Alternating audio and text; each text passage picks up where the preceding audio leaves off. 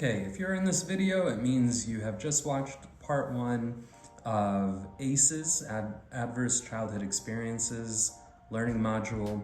And in this video, we're going to talk about preventing ACEs, strategies and approaches that we can use to prevent adverse childhood experiences. So again, I'm going to try to place them here on the screen as well. So the first strategy is we want to strengthen economic supports for families. The approach for this is strengthening household financial security, having family-friendly work policies that you're involved in, and overall that's going to increase the confidence, structure, foundation, security of the family as a whole. Parents throughout their, whether it's a blended family, traditional family, having that strong sense of economic supports is going to be helpful in preventing these things.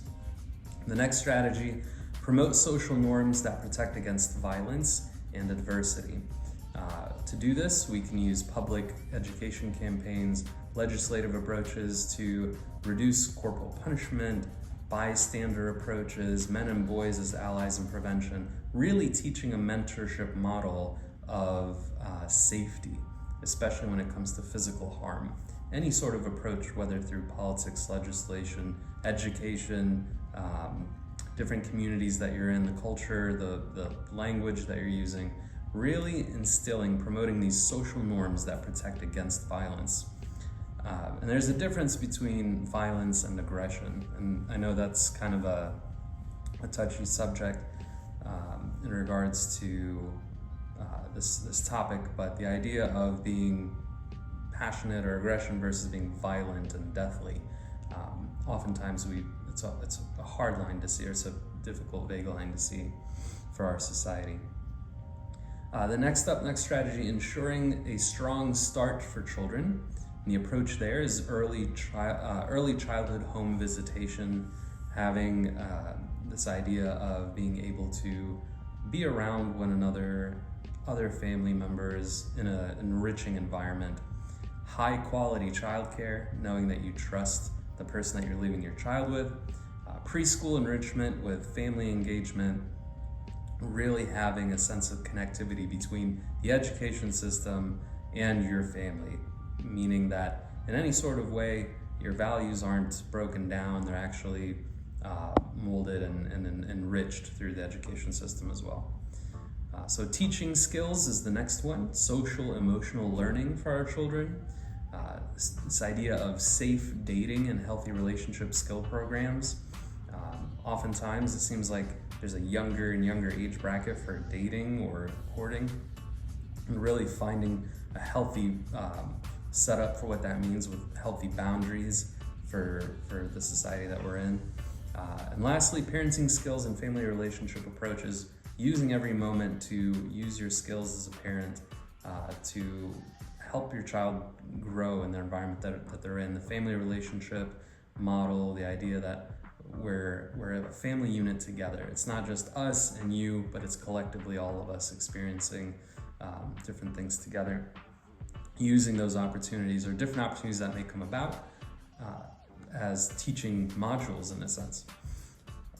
Another strategy, connecting youth to caring adults and activities. Mentoring programs, before and after school programs. It's really heavy about connecting communities together in ways that's enriching. Lastly, intervene to lessen an immediate and long-term harm. So you want to intervene fairly quickly to lessen this immediate harm that might come around that would cause long-term harm. So enhancing primary care, meaning that your kids are seeing their physician, they're getting checked up, that they know that there are people around them that care about them. Victim-centered services, meaning that if your child is experiencing a type of hurt, that they're not dismissed, that they're not, feel like they're just thrown away or disposed of, that they feel heard. Whether or not what they're saying is valid in the moment, allowing them the space to feel valid in their emotion. Treatment to lessen the harms of ACEs. So if there is a experience that's traumatic, we are connecting in an immediate kind of way to a counselor, to a group, to some sort of social support. Treatment to prevent problem behavior and future involvement in violence. If you're starting to see that aggression turn into violence and destruction, to be able to connect with maybe a behavior modification approach or a counselor to really have the space to grow out of that rather than restrict and create bitterness and harm. Then lastly, family-centered treatment for substance use disorders. That if there is substance use going on, it's not just a singular person approach, it's actually a familial unit. It's a unit approach.